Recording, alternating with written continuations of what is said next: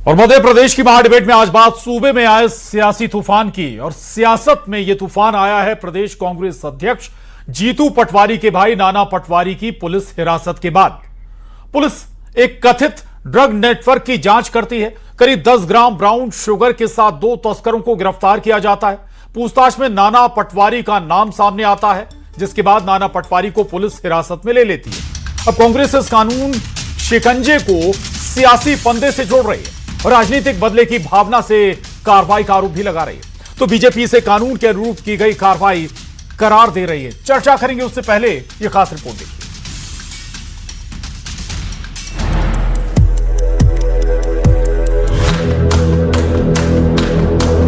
हिरासत में पटवारी के भाई, सियासत हाई। सूचना के आधार पर हम लोगों ने 2 युवकों को पकड़ा था। उसमें अभी एक का नाम इरफान खान और गोलू चंदेरी निकल के आ रहा है, दूसरा रानी भाई करके निकल के आ रहा है। उन दोनों को अभी उस पर हम लोग प्राथमिकी दर्ज करी जा रही है। उसमें उनके पास से 10.8 ग्राम मादक पदार्थ ब्राउन शुगर मिला है, जिसकी हम लोग टेस्टिंग उपरांत उसमें FIR दर्ज की प्रक्रिया हमारी चालू है।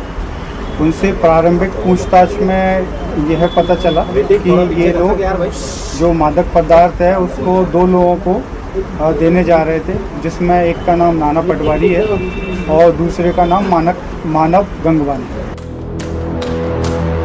नाना पटवारी के ड्रग्स कनेक्शन की क्या सच्चाई? बिना किसी सूचना के, बिना किसी ऑफेंस के और बिना किसी उसको जानकारी दिए इस तरह की गिरफ्तारियां निंदनीय है। इसका भी मुकाबला कांग्रेस पार्टी कर लेगी, उसका एक कार्यकर्ता कर लेगा, वो डरने वाला नहीं है। देखिए, मध्य प्रदेश में भारतीय जनता पार्टी सरकार में कानून का राज है। जिस तरह का मामला अभी तक समझ में आ रहा है, ड्रग पेडलर के साथ गठजोड़ मध्य प्रदेश की नई पीढ़ी के भविष्य को खत्म करने की, ऐसा अपराध करने वाले लोगों को कांग्रेस के नेता बचाने की कोशिश कर रहे हैं। कांग्रेस पार्टी को ये समझना पड़ेगा कि ऐसे अपराधी लोग समाज को खोखला करने का काम कर रहे हैं। जो भी पुलिस प्रशासन द्वारा कार्रवाई की गई है वो कानून के अनुसार की गई है और निष्पक्ष तरीके से की गई है। ड्रग्स नेटवर्क की जांच, पटवारी के भाई पर आंच। मध्य प्रदेश की राजनीति में उस वक्त हलचल मच गई जब कांग्रेस प्रदेश अध्यक्ष जीतू पटवारी के भाई नाना पटवारी को पुलिस ने हिरासत में ले लिया। नाना पटवारी पर ड्रग्स तस्करों से गठजोड़ का आरोप है। पुलिस के मुताबिक 2 ड्रग्स तस्करों की गिरफ्तारी के बाद पूछताछ में नाना पटवारी का नाम सामने आया है। पुलिस जाँच में जुटी है और फिलहाल मामले में ज्यादा कुछ बोलने से बच रही है। लेकिन पटवारी के भाई की हिरासत पर सियासत गर्मा गई है। भाई की हिरासत से भड़के जीतू पटवारी ने पुलिस की कार्रवाई पर सवाल उठाए हैं और सरकार पर राजनीतिक बदले की भावना से कार्रवाई का आरोप लगाया है।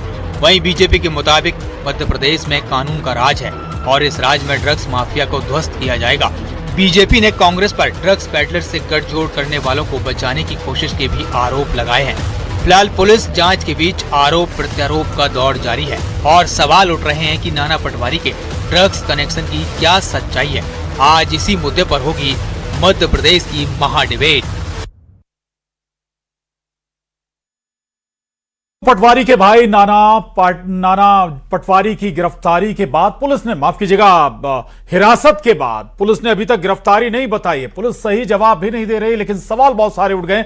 सियासी सवाल भी हैं और पुराने मामलों को लेकर सवाल भी हैं। चर्चा करेंगे। बेहद खास मेहमान हमारे साथ जुड़ रहे हैं इस खास चर्चा में। BPS परिहार साहब हैं, retired additional SP।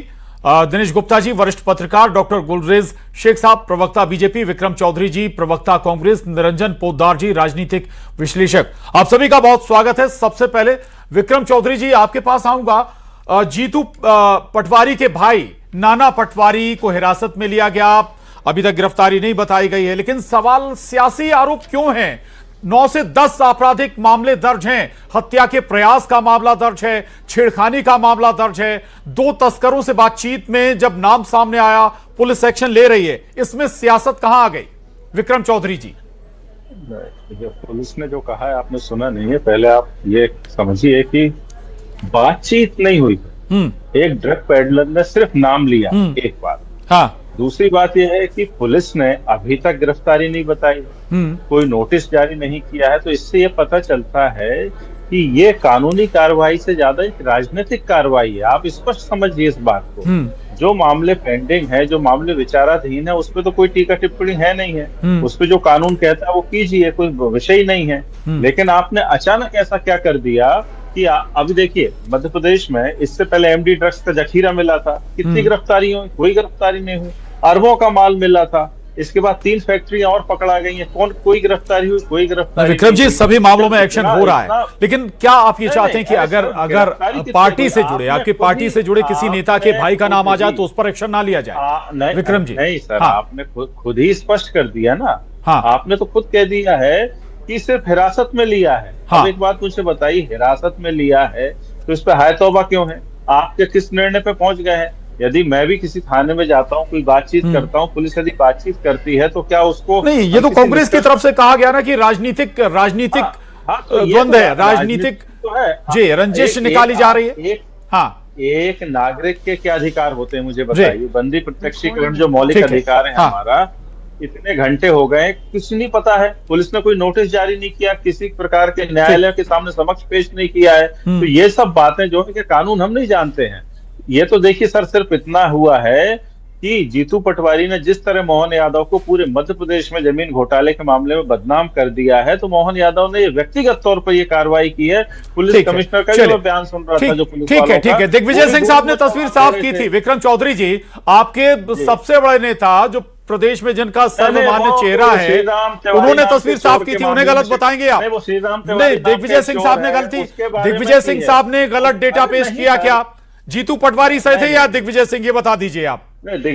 Jitu Patwari सही है, दिग्विजय सिंह साहब को इस मामले की जानकारी। अच्छा, दिग्विजय सिंह साहब गलत हैं, चलिए ठीक है। तो विक्रम चौधरी जी को सुन लीजिएगा, मैं आऊंगा आपके पास दोबारा। गुलरेज शेख साहब, राजनीतिक रंजिश निकाल रही है सरकार?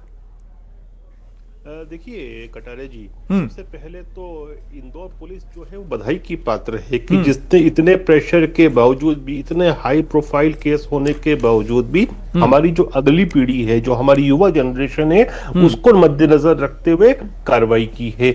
और जहां तक बात है, कांग्रेस कह रही है कि अभी तो उनको हिरासत में लिया नहीं है, अभी उनकी गिरफ्तारी नहीं हुई है, अभी तो हिरासत में ही लिया है, अभी तो फिर इतना क्यों हाय तौबा हो रही है? हाय तौबा तो कांग्रेस पार्टी कर रही है। आप बताइए मुझे कि जो इनके तनख्वाह साहब हैं सांसद राज्यसभा के, उन्हीं ने इतना ट्वीट क्यों किया जिसमें डीजीपी को, पुलिस कमिश्नर को, सबको वो टैग करते हैं? तो ये तो उल्टा चोर कोतवाल को डांट रहा है। दूसरी बात, आप ये सोचिए कि अभी कांग्रेस इतनी बातें कर रही है, अगर कोई दूसरा गिरफ्तार होता है तो क्या इतनी बात होती है? क्या सामान्य नागरिक में और जीतू पटवारी के भाई में कुछ अंतर होना चाहिए? अगर अंतर होता है तो क्या वो कानून का राज होगा? तो एक और बात हमको मद्देनजर रखनी चाहिए कि जीतू पटवारी के भाई जो है नाना पटवारी, ये बेसिकली हिस्ट्री शीटर हैं। कई सारे इनके ऊपर ऑलरेडी एफआईआर दर्ज है, जिसमें छेड़खानी का मामला हुआ, अटेम्प्ट टू मर्डर का मामला हुआ, एक बुजुर्ग की जमीन पे कब्जा किया जिसपे इनके साथ इनका दूसरा भाई एक भरत है, उसका भी नाम आता है। फिर सदाशिव यादव जो कि इंदौर के अध्यक्ष है कांग्रेस पार्टी के, उनका भी नाम है। और 74 साल के खुद बुजुर्ग ने, जिसकी जमीन पे कब्जा करके कॉलोनी काट दी गई, उसने खुद ने कंप्लेन की है। तो क्या आप चाहते हैं कि चूंकि कांग्रेस का एक बड़ा परिवार है, उस परिवार को मद्देनजर रखते हुए कार्रवाई नहीं की जाए, कानून को लटका दिया जाए? 20-22 साल से तो आपकी सरकार है, आप जिसको हिस्ट्री शीटर बता रहे हो, वो यदि कथित तौर पर रिकॉर्डिंग स्टॉप्ड। ठीक है विक्रम चौधरी जी, कई मामले हैं, उनमें हत्या के प्रयास का मामला भी है। मैं लौटूंगा आपके पास, बीपीएस परिवार साहब के पास जाऊंगा। परिवार साहब, थोड़ा सा समझाइएगा, जो कार्रवाई अभी हो रही है क्या वो कानून सम्मत है? क्या बगैर नोटिस, बगैर कोई इंफॉर्मेशन लिए पुलिस अपने पास इतने समय तक किसी को हिरासत में रख सकती है बगैर गिरफ्तारी दिखाए हुए? देखिए, इसमें स्पष्ट इसके निर्देश रहते हैं एनडीपीएस के मामले में, लेकिन इस प्रकरण का विशेष रूप से मुझे बहुत अधिक जानकारी नहीं है। लेकिन उसमें जब भी कोई इन्फॉर्मेशन मिलती है, ड्रग पेडलर इन्फॉर्मेशन देते हैं, उसको कंफर्म किया जाता है, इसके बाद ही करते हैं। उसमें क्या होता है कि साइबर का भी कई बार आजकल तो उपयोग करने लगे कि अगर बात आपस में हुई है कि नहीं हुई है, और किसी के नाम लेने भर से उसके अधिक नहीं बन जाएंगे। अभी इस पर इंक्वायरी होगी, और मुझे लगता है कि पूरा जब इसके बाद, जब पुख्ता सबूत मिलने के बाद ही एनडीपीएस के मामले में कार्रवाई हो पाती है। अदरवाइज क्या कोर्ट इसमें बहुत स्ट्रिक्ट एक्शन भी लेती है। अगर बिना एविडेंस के किसी को अरेस्ट किया गया तो इसमें बहुत ही अच्छे स्ट्रिक्ट प्रोविजंस हैं, जिसमें अगर इसमें कन्विक्शन के भी ज़्यादा चांसेस अगर रहते हैं तो ये मान के चलें कि अगर पुलिस से कोई नेग्लिजेंसी होती है या कोई जल्दी गिरफ्तारी करने में, डिटेन करने में अगर कहीं कोई जल्दबाजी में कोई ऐसी कार्रवाई होती है तो इसमें दंड के भी प्रावधान किए गए हैं। तो मैं समझता हूँ कि पुलिस ने, हो सकता है कि अभी ड्रग पेडलर ने नाम लिया हो या क्या परिस्थिति इस प्रकरण में बनी है उसकी मुझे स्पष्ट जानकारी नहीं है, लेकिन निश्चित रूप से बिना पुख्ता सबूत के और पुलिस कार्रवाई करती नहीं, और पुलिस अगर इसमें अभी उस पर इन्वेस्टिगेट करेगी तभी मुझे लगता है कि पूरी कार्रवाई कर पाएगी। ठीक है, चलिए मैं लौटूंगा। दिनेश गुप्ता जी, पुराने मामलों को दरकिनार भी कर दें तो अगर 2 नए जो ड्रग पेडलर हैं उनसे नाम सामने आया, पुलिस पूछताछ कर रही है, टाइमिंग पर आप सवाल उठा सकते हैं बजाय कानूनी तौर पर जो एक्शन हो रहा है उसके? नहीं, दोनों पर सवाल हो सकते हैं प्रशांत। एक पर क्यों होगा, कानूनी तौर पर और टाइमिंग दोनों पर महत्वपूर्ण है। आप जो श्रीमान जी पुलिस के अधिकारी बाइट दे रहे थे, उन्होंने बताया कि उसकी मात्रा कितनी थी और वो देने जा रहे थे इसको नाना पटवारी को। तो नाना पटवारी ड्रग सप्लायर हैं या वो कंज्यूम करते हैं, ये इसके बीच में अभी तक पुलिस को पता नहीं है कि वो उनकी भूमिका क्या है। यदि हम उनकी जो प्रारंभिक जो बयान है उसी को ये माने। देखिए, पुलिस को जितना मामले को संवेदनशील ढंग से हैंडल करना चाहिए, यहाँ पूरी तरह से पुलिस की लापरवाही दिख रही है। क्योंकि जो पेडलर हैं उन्होंने यदि कोई नाम लिया है और कि इनके पास हम देने जा रहे थे, तो पहले आपको तहकीकात तो कर लेनी चाहिए क्योंकि राजनीतिक तौर पर ये मामला संवेदनशील है। इसमें अनावश्यक जो आरोप हैं वो सत्ताधारी दल पे लगेंगे, मुख्यमंत्री पर लगेंगे। तो कोई ऐसे तो थे नहीं कि नाना पटवारी फरार हो जाते, ऐसी कोई आशंका थी तो पुराने प्रकरण जिनका जिक्र हो रहा है तो उनमें क्या वो जमानत पर हैं या उनके जो है कोई जांच चल रही है या वो आदतन अपराधी, बहुत सारी चीजें हैं जो जिस तरह की सूझबूझ और संवेदनशीलता होना चाहिए राजनीतिक मामलों में यहाँ नहीं है। इससे अनावश्यक, देखिए क्या होता है, अनावश्यक दबाव बनता है। यदि वो उनके प्रवृत्ति आपराधिक है तो भी कहीं ना कहीं जो है आप देखिए वो बचने की कोशिश करेगा इस तरह के एक्शन से। यदि थोड़ी सी सूझबूझ दिखाई होती तो शायद पहले सारी चीजें तय कर लेते। इंदौर पुलिस का तो ये देखा ना कि वो जो उन्होंने ब्राउन शुगर वगैरह जो पकड़ते हैं अदालत में जाके पता लगता है कि साहब वो जो खाद थी वो तो गलत उसको दिखा दिया था, ब्राउन शुगर वगैरह। तो टेस्टिंग वेस्टिंग का तो वो खुद कह रहे हैं कि टेस्टिंग हम करा रहे हैं, उसके बाद ही कुछ कहेंगे। जब आप मटेरियल की टेस्टिंग करा रहे हैं तो ऐसे ही उनकी बाकी चीजों की भी तस्दीक करना चाहिए। पुलिस का जो जिस तरह का रवैया है वो ये बताता है कि वो बहुत जल्दीबाजी में उनको कोई एक्शन दिखाना, तो शायद इसलिए उन्होंने ये जल्दीबाजी की है। और पुराने मामले भी हैं तो निश्चित तौर पर उस मामले में एक्शन होना चाहिए। किसको ऐतराज होगा, ये कोई राजनीतिक सरपरस्ती का मामला नहीं है। यदि उनके खिलाफ कोई मामले हैं तो सरकार को तो और तेजी से करना चाहिए। बिल्कुल ठीक कहा आपने। निरंजन पोद्दार जी, ये इसी बात को मैं आगे बढ़ाऊंगा कि संवेदनशीलता की लगता है थोड़ा कमी रह गई। पुराने मामलों में स्वाभाविक है जांच चल रही होगी, अगर पेडलर ने नाम ले दिया तो क्या सीधे ऐसे एक्शन होगा? नाम तो किसी का भी कोई भी ले सकता है ऐसे स्थिति में। देखिए प्रशांत जी, मैं इस बात से सहमत नहीं हूं। मैं सहमत इसलिए नहीं हूं क्योंकि आप इस चीज को समझ के चलिए कि सांप की बांबी में वही आदमी हाथ डालेगा जो आदमी सांप के कांटे का जहर का जिसके पास तोड़ होगा। अन्यथा कोई भी सांप की बांबी में हाथ डालने से पहले 4 बार सोचेगा, चाहे पुलिस अधिकारी कितना ही बड़ा अधिकारी क्यों ना हो। क्योंकि उनको पता है कि वो किस व्यक्ति के ऊपर हाथ डाल रहे हैं। वो किसी राजनेता के कहने से, इतने बड़े राजनीतिक परिवार के ऊपर हाथ डालने के लिए 14 बार सोचता है कोई भी अधिकारी, क्योंकि उसको पता है राजनीतिक लोग कभी भी किसी के सगे नहीं होते। पहली बात। दूसरी बात, देखिए इसके अंदर जिस तरीके से अभी हम जो चर्चा कर रहे हैं या मेरे से पूर्व जो अभी जो वक्ता बोल रहे थे, उसके अंदर एक चीज का फर्क है कि पुलिस जब प्राथमिक रूप से जब किसी चीज को इन्वेस्टिगेट करती है तो उस समय बड़ा सधा हुआ बयान देती है, सधा हुआ अपना वक्तव्य देती है। क्योंकि बाकी की चीजें वो सबसे पहले कोर्ट के अंदर प्रस्तुत करती है, उसके बाद में उस चीज को सार्वजनिक करती है। तो अभी आप इस चीज को मत समझ के चलिए कि पुलिस अधिकारी ने जो बताया है केवल उनके पास उतनी ही सूचनाएं हैं, पुलिस ने इसके अलावा और कोई सबूत इकट्ठे नहीं किए हों। हाँ, इसके अंदर एक चीज जरूर है और वो मैं इस चीज को मानता हूं क्योंकि मैं इस कड़ी को इस चीज से जोड़ करके देख रहा हूं क्योंकि जिस तरीके से अमित शाह जी ने धारा 370 के बाद में सबसे पहले नक्सलवाद की समाप्ति की घोषणा की थी कि 1 अप्रैल से पहले हम देश में से नक्सलवाद को जड़मूल से समाप्त कर देंगे, और उस घोषणा के बाद में उनकी अगली घोषणा है कि हम अगले निकट भविष्य में देश को ड्रग्स मुक्त यानी कि यहाँ नशे से मुक्त इस देश को करेंगे। तो मुझे ऐसा लगता है कि कहीं ना कहीं आज जो बीजेपी शासित सरकारें हैं वो कहीं ना कहीं उस दिशा में आगे बढ़ रही हैं। ठीक है, ड्रग कार्टेल अब टारगेट पर है। हाँ विक्रम जी ठीक है, आप तमाम विकल्प आपके पास हैं, कांग्रेस के पास हैं, आप लोगों के पास हैं। अगर लगता है कि इसमें कुछ गलत हो रहा है तो कानूनी सलाह या मशवरा या स्टेप ले सकते हैं आप। ये हो सकता है, होगा, और अनुमान के आधार पर किसी का चरित्र चित्रण किया जा सकता है। जैसे अभी जो रिटायर्ड एसपी साहब बोल रहे थे, दिनेश गुप्ता जी चरित्र चित्रण क्या सर, जुलाई 2018 का मामला है, 37 वर्षीय खुशी। अरे सर जी नाम बता दूं आपको, सन बता दूं, क्या बताऊं, बताइए। योगी आदित्यनाथ पे कितने मुकदमे लगे थे, उन्होंने खुद मुख्यमंत्री ने खुद राजनीतिक मामले सर, समझिएगा, राजनीतिक मामले और आपराधिक मामले, इनमें फर्क करिए। मामले भी थे, हत्या के मामले थे योगी आदित्यनाथ पे, मोहन यादव पे भी आरोप लगे हैं और बाकायदा मुकदमे चल रहे हैं। और भाजपा में जितने लोग हिस्ट्री शीटर हैं, एडीआर की रिपोर्ट है, ये तो 40% से ज्यादा लोग जो है हिस्ट्री शीटर हैं।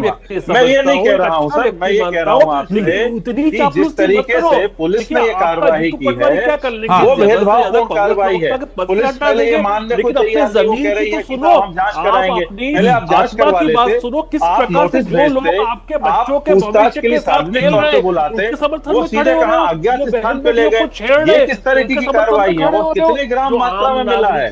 मैं कह रहा हूँ जखीरे के जखीरे पकड़े जा रहे हैं, लोग कहां से लोग मर रहे हैं।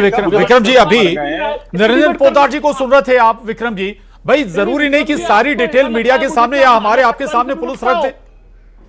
नहीं तो प्रशांत कटारे जी, मैं आपसे पूछना चाहता हूँ कि आपके माध्यम से मैं पूछना चाहता हूँ कांग्रेस पार्टी के प्रवक्ता से कि वो किसके प्रवक्ता है, कांग्रेस के प्रवक्ता है कि नाना पटवारी कार्रवाई कर ले, जांच कर ले, फिर उसके बाद हाथ डाले। आप एक आदतन अपराधी, मैं कहता हूँ कि मोहन यादव चोर है तो मोहन यादव को ढाल बन के खड़े हैं और आप कानून के राज पे जीतू पटवारी जी ने कहा कि एक भी मंत्री ऐसा नहीं जो भ्रष्टाचार न करता हो, तो बताइए कितनी ज्यादा समर्थन कर रहे हैं जो आपके बच्चों को ऐसे व्यक्ति पर हाथ डाल दिया और ऐसे लोगों के कहने पर जो लोग बहुत छोटे मोटे अपराधी हैं, तो इससे पता चलता है कि ठीक है, चल प्लीज सुनिए भी, अब सुन लीजिए। ठीक है दिनेश गुप्ता जी, अगर राजनीतिक अदावत निकालने की ये बात है, राजनीतिक रंजिश निकालने की बात है, तो आप कह रहे हैं कि इससे तो मामला और बढ़ेगा, तमाम तरह की चर्चाएं आएंगी, सरकार पर आरोप लगेंगे। वाकई इसमें दम नजर आता है क्या? आप मुझसे पूछ रहे हैं? बिल्कुल दिनेश गुप्ता जी। एक बार पुलिस ने अरेस्ट किया है, देखिए पुलिस ने एक बार उनको हिरासत में लिया है, तो ये आगे कोई ऐसा तो नहीं है कि सुबह छोड़ देंगे। आज की तारीख में अब यदि वो छोड़ेंगे तो फिर आरोप लगेंगे। तो अब तो जो कदम उठा लिया है उसको आपको जस्टिफाई करना ही पड़ेगा।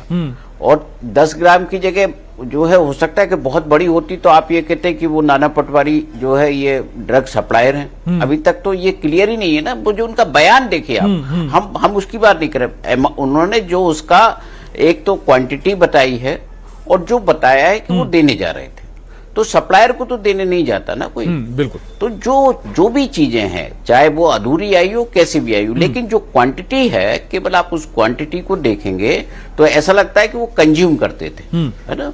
क्योंकि जो इतना कम उसका वो जो है वो था उसकी क्वांटिटी, तो पुलिस को अब ये बताना है कि ये सप्लायर हैं, कंज्यूम करते थे।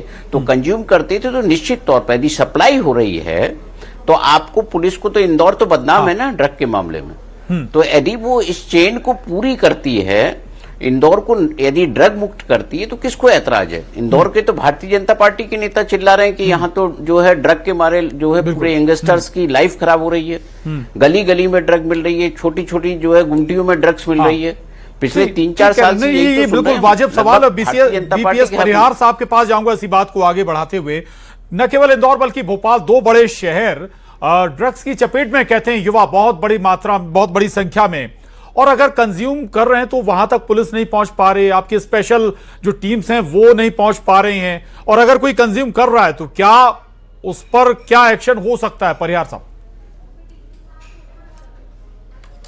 जी, निश्चित रूप से ये जो बड़े शहर हैं और ये बात तो नकार नहीं सकते कि ड्रग्स एक सप्लाई नहीं हो रही, पकड़े जा रहे हैं। लेकिन अभी डीजीपी साहब ने अभी स्पेशल ऑपरेशन शुरू किया है और 15 जुलाई इस विशेष रूप से और से पूरे प्रदेश में इसके लिए किया जा रहा है और अभी शुरू भी हो गया है ऑपरेशन। काफ़ी जैसे कि आप देखिए अभी रीवा मऊगंज जिले में बहुत बड़ा एक ड्रग्स का 1 करोड़ का जखीरा पकड़ा गया। लगातार पुलिस करती रहती है। अभी इंदौर में भी आप हम लोग न्यूज़पेपर्स में आपने देखा होगा, आपके चैनल में भी और सभी जगह देखा होगा कि बहुत सारी मात्रा में ड्रग्स पकड़ाई जा रही है। और इसलिए भोपाल में भी ऐसा हो रहा है लगातार, चाहे वो नारकोटिक्स विंग हो, चाहे हमारे पुलिस के अधिकारी क्राइम, सभी लोग लगे रहते हैं और लगातार पकड़ी जा रही है और कार्रवाई होती रहती है। उसमें ये और भी कार्रवाई होगी, जैसा कि अभी बताया गया गृह मंत्री जी की मंसूबे हैं, सीएम साहब 4 हैं और हमारे डीजीपी साहब स्पेशली अभी उन्होंने घोषित किया है, हम लोग उसमें हैं जुड़े हुए ग्रुप में, कि अपने को इसको प्रदेश को ड्रग्स से फ्री करना है, करवाना है, तो इसके सब दिशा में अच्छा काम हो रहा है। ठीक है, ठीक है। निरंजन पोद्दार जी, इंदौर में वाकई अगर 10 ग्राम ड्रग्स जैसा कि पुलिस बता रही है, स्वाभाविक है, दिनेश गुप्ता जी भी ये कह रहे थे कि ये कोई सप्लाई चेन तो नहीं थी, और अगर वाकई केवल आपके टारगेट पर वो लोग हैं जो कंज्यूम कर रहे हैं, तो फिर तो आपको कई हजार लोगों को पकड़ना होगा। देखिए प्रशांत जी, मेरा ये मानना है, जैसे मैंने अभी आपको पूर्व में भी कहा कि आज की तारीख में, या यूं कहें कि आज से पहले भी भारत के अंदर जितने भी आप चाहे कोई भी प्रकार का अपराध मान लीजिए, चाहे नक्सलवाद की बात कर लीजिए, चाहे जिस तरीके से जो गैंगस्टर चलते थे, मैं तो ये भी कह रहा हूं, अगर कंज्यूम की बात है तो आधा बॉलीवुड सलाखों के पीछे होगा सर। राजनीतिक सबसे बड़ा माफिया तो नारायण यादव है। नारायण यादव फेंके चल रहे हैं कि अब अमित शाह में हिम्मत है कि मुख्यमंत्री के भाई पे हाथ डाल लें। कहाँ की बात करते हो आप? यदि आप ये बात नहीं कर पाते पूरे निरंजन जी को सुन लीजिए, आ रहा हूँ विक्रम जी, आपकी आखिरी आपसे लूंगा सवाल। बता दूं कि राजनीति में पूरी बात कर अरे सुनिएगा विक्रम जी, अगर एक सिपाही का नहीं होता है और हर जिले में ड्रग्स बिक रहे हैं, तो सुन लीजिए प्लीज। ड्रग्स बिक रही है। ये निरंजन पोद्दार जी ये तो बताएं कि भाजपा के कारण इस मध्य प्रदेश पर ड्रग्स आ गया है, पहले ये तो स्वीकार करें। ये कहां से जमीन का सौदा कर चुकी है, और मुझे लगता है कहां जमीर का सौदा मोहन यादव ने कर दिया। सर ऐसे नहीं होगा। ठीक है विक्रम जी, क्या आज सरकारें कोई भी रही हों, क्या ड्रग पेडलर को खत्म कर पाए, उस नेटवर्क को खत्म कर पाए, ये सवाल बना रहेगा। बहरहाल ये जरूर देखना होगा कि केवल कंज्यूम करने वाला व्यक्ति क्या टारगेट पर था क्या यहां पर, या फिर वाकई कोई बड़ा नेटवर्क खोजने की पुलिस यहां पर कोशिश कर रही है। तस्वीर जल्द साफ होगी, लेकिन मामले ने अब राजनीतिक रूप यहां पर ले लिया है। बहुत शुक्रिया आप सभी खास मेहमानों का इस चर्चा में शामिल होने के लिए। महाडिबेट में इतना ही, नमस्कार।